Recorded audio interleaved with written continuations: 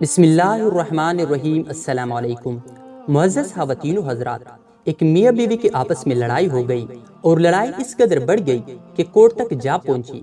وکیل نے دونوں کو کمرے میں بلایا اور پوچھا مسئلہ کیا ہے۔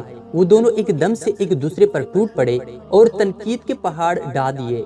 دونوں اپنے موقف سے پیچھے ہٹنے کو تیار نہ تھے۔ وکیل نے دونوں کو دل کے بڑاس نکالنے دی اور چپ کر کے بیٹھ گیا اور لڑائی ختم ہونے کا انتظار کرنے لگا۔ جب دونوں تک بیٹھ گئے تو وکیل نے کہا، اچھا یہ تو تم دونوں نے ایک دوسرے کی خامیاں بیان کی ہے، اب ایک دوسرے کی خوبیاں بیان کرو۔ دونوں ہی خاموش ہو گئے۔ وکیل سمجھ گیا ان کو ایک دوسرے پر اتنا شدید غصہ ہے کہ ایک دوسرے کی کوئی اچھی بات یاد ہی نہیں۔ اس نے ان دونوں کو ایک ایک کاغذ دیا اور کہا، دونوں ایک دوسرے کی خوبیاں اس پر لکھو۔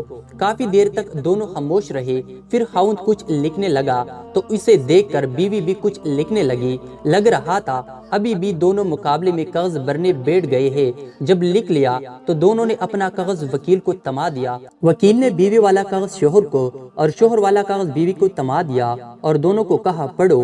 پڑھتے ہی دونوں کے آنکھوں سے آنسو نکل آئے اور ایک دوسرے کی تعریف سن کر بہت خوش ہوئے۔ کمرے کی فضا ایک دم تبدیل ہو گئے۔ ایسے لگ رہا تھا جیسے وہاں تو لڑائی ہی نہیں ہوئی ہو۔